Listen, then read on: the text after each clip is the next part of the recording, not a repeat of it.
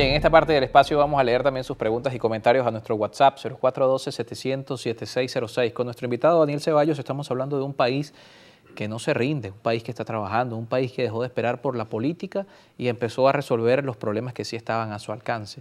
Pero al final, ese país necesita encaminarse con un liderazgo, necesita encaminarse con alguien que, como dice nuestro invitado, pueda destrabar esta polarización que hoy existe. ¿Cómo ve Daniel Ceballos ese liderazgo y qué aporta además para que ocurra? Porque, por supuesto, en política siempre el que respira, aspira. Sí, bueno, creo que el liderazgo, la crisis del liderazgo, también ofrece oportunidades para que emerjan nuevos liderazgos. Ujú. Considero que no se trata de un líder, se trata de darle forma a un liderazgo más colectivo. Y es precisamente lo que hoy ofrecen las redes sociales. Es que quiero insistir mucho en este tema de las nuevas tecnologías porque el mundo cambió, el liderazgo cambió. Ujú. Fíjense, un influencer hoy que no hace política es capaz de tener un mayor impacto en la sociedad que un político. Claro, pero habría Un que ver, influencer hoy, una cosa es las redes sociales y otra cosa es mover votos, movilizar gente a manifestarse el día de una elección. Te pueden tener claro, muchos seguidores, pero si no llenas media pero cuadra. recordemos, claro, pero recordemos que el liderazgo que hoy estamos observando es un liderazgo que requiere de una dinámica en donde hay un líder que emite un discurso dentro de una retórica y que necesita a una audiencia que no tiene. El problema del liderazgo hoy es que el discurso político no tiene una audiencia. En cambio, en contraste con lo que puede ser un influencer que puede llegar a 2, a 10, a 20 millones de personas en un instante. O sea, yo recuerdo hace unos días una de mis hijas que tiene 12 años, pasó todo el día insistiendo en la velada que iban a pasar en Twitch, en donde había un influencer que ofreció un espectáculo y reunió a 20 millones de personas. Y eso es lo que hoy está liderando al mundo. ¿Y los jóvenes qué quieren ser? ¿Qué quieren ser? ¿Qué quieren ser los jóvenes? Yo tengo dos de mis hijos quieren ser influencers. Yo cuando tenía la edad de mis hijos quería ser ingeniero, quería ser piloto de avión, quería, bueno, tantas cosas que uno pensaba que podía hacer. Ahora los niños quieren ser influencers. Entonces, ojo, yo no quiero decir que la política ha terminado. Quiero decir que el liderazgo político Tiene hoy, que que reinventarse. piense, que piense que va a hacerlo de manera monolítica desde el discurso político, desde los partidos políticos, está equivocado. Es importante que esta propuesta que hay que liderar esté acompañada de cientos de miles de liderazgos. Es que el problema está en que cerraron el espacio de liderazgo. A mí me enorgullece darte esta entrevista desde Mérida. ¿Por qué? Porque siento que en este país se centralizó la política en un solo lugar del país, en Caracas. Entonces, estás en Caracas y lo demás no me interesa. No puede ser que el liderazgo O piense así. No puede ser que el liderazgo Desde piense Caracas se que decide Caracas quién es el y 5 candidato de un municipios estado. son todo el país. Hay una desconexión con el país, absoluta. Entonces, ante esa crisis de liderazgo, es importante apuntar a un liderazgo más colectivo, a un liderazgo menos mesiánico, a un liderazgo que sea capaz de entender la nueva Venezuela.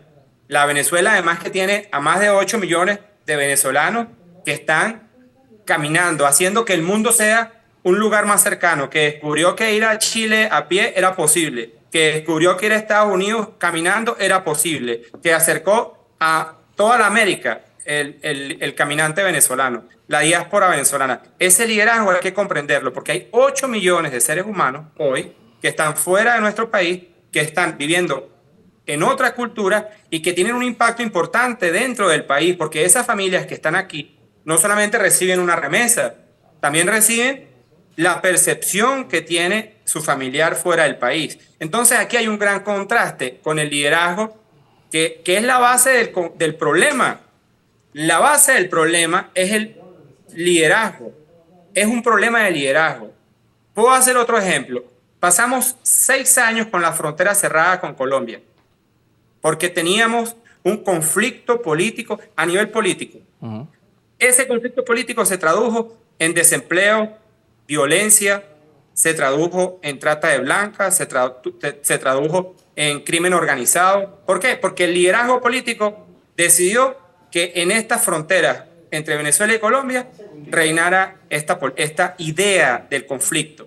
Hoy apenas se apertura la frontera y va a depender del liderazgo de los que habitan ahí, más que de los que habitan en las capitales Colombia y Bogotá, para que exista una verdadera integración y que hagamos un esfuerzo todos para que no vuelva a ocurrir este tipo de discordias que, insisto, le destrozan el sueldo a las personas, destruyen la iniciativa privada, generan violencia y dan paso a una cantidad de elementos y de situaciones que incluso diluyen el Estado, la forma del Estado de las repúblicas, me refiero. Claro, pero ¿cómo es posible eso, empezando por el mundo político? Pareciera que en la política todo el mundo se va guardando las facturas. Por ejemplo, el caso Daniel Ceballos. De Daniel Ceballos han dicho que Daniel Ceballos es un alacrán porque Daniel Ceballos se fue de esa voluntad popular a la otra voluntad popular. ¿Cómo deslastrarse de eso? ¿Cómo darle ese ejemplo al venezolano y llevarlo a ese liderazgo precisamente si los líderes políticos no son capaces ni entre ellos de pasar la página? Precisamente porque aquí hay un problema en el liderazgo, un liderazgo que está construido sobre el ego, la soberbia y proyectos personales. Entonces, todo está en el plano personal. ¿La factura dónde está? En el plano personal. ¿La descalificación para qué es? Me están descalificando, pregunto, me están descalificando desde las evidencias, me están descalificando desde un proceso racional que lleva a una verdad. No, te están descalificando para que todo lo que digas, sin mediar ningún tipo de racionalidad, sea puesto a un lado. ¿Por qué? Porque esa, además, deshumanización del adversario, ¿verdad? Forma parte de ese nuevo esquema que todos conocemos, que son las fake news. Entonces, va más rápido la información que la verdad.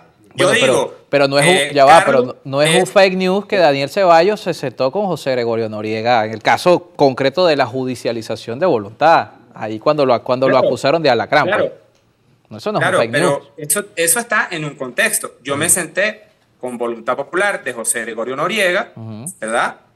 Que es el Voluntad Popular que existe de manera oficial para buscar un proceso de elecciones internas, para que Voluntad Popular pudiese recomponerse. Pero eso no cabe en la noticia, en el fake, ¿no? Eso no cabe. Y de ahí se aprovecharon para poder etiquetar a una persona, ¿no? Entonces, bueno, digamos, de eso vamos a ver mucho más, ¿no? Vendrán más cosas. Pero eso no debe preocuparnos, eso debe alentarnos, porque es precisamente ese modelo el que debemos superar. Y no podemos hacerlo de la misma manera, porque yo creo que después de lo que pasé, una de las cosas que me alegra a mí, en lo personal, en lo que siento he podido crecer, es en que no puedo guardar ningún tipo de rencor o una venganza o una factura que está por cobrar. Y tampoco van a escuchar de mi boca nunca esa descalificación por otra persona, simplemente porque piense diferente que yo, que tenga ideas diferentes. Entonces, considero que parte de la necesaria construcción de un nuevo liderazgo pasa por ese reconocimiento del otro y de sus diferencias. No me gusta lo que dice, bueno, no me gusta, pero tengo la oportunidad de conocer desde otra perspectiva una situación particular. Y eso es lo que requiere el país. El país requiere menos violencia y requiere más tolerancia. Requiere más discusión, diálogo, debate y menos descalificaciones, deshumanizar al otro, atacar al otro per se. Y como la información va más rápido, que la verdad hoy en día, es importante que lo que salga de esta boca no sea precisamente el mal ejemplo de descalificar a otro político. Claro, Ahí hay que apuntar. nos toca despedir lamentablemente. Un par de comentarios rápidamente para nuestro invitado Daniel Ceballos. Johnny Cayama desde Punto Fijo en el estado Falcón. Felicidades por el programa. Así como va la oposición, sin unión y sin liderazgo, le van a madrugar con un llamado a elecciones adelantadas. Rápidamente, Daniel Ceballos, ¿qué opina? Bueno, creo que o sea, no es de hoy para mañana, tenemos 20 años en esto, ¿no? 20 años y no hay un resultado. Creo que vuelvo al punto, es importante una alternativa distinta a gobierno y oposición. Eso hay que construirlo y eso se hace con muchos líderes. Desde el Táchira nos escriben: buenas tardes, Peñalosa, buen programa, lo felicito. El entrevistado señala que deben cambiar al gobierno. Los políticos, incluyéndolo a él, se deben ir y le deben dar paso a nuevos políticos. Los ciudadanos no creen en ellos, ¿no lo han entendido? Bueno, yo respeto ese comentario totalmente, pero también creo que nadie sobra. Parte del problema de quítate tú para ponerme yo o todo o nada es excluir al otro. Bueno, sí, hay unos políticos que están dentro del hartazgo, ¿verdad? Pero eso no significa que tengamos que excluirlos, ¿no? Y no me siento aludido porque yo considero aquí hay una propuesta nueva, fresca, que tiene un espacio importante para desarrollarse en este país. Bien, Daniel, muchísimas gracias por acompañarnos esta tarde. Gracias. Daniel Ceballos con nosotros vía Zoom desde el estado Mérida. Nos toca hacer una pausa y al regreso Gloria Pino va a estar con nosotros en estudio, candidata también en el proceso primario de la oposición del próximo 22 de octubre.